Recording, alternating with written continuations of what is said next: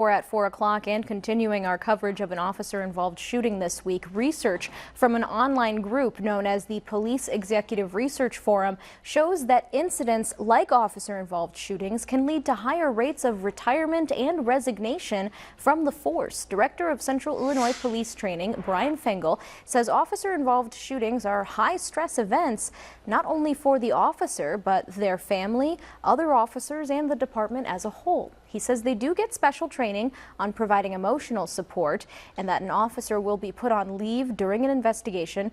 During that time, he says it's important for them to talk to someone about their mental state.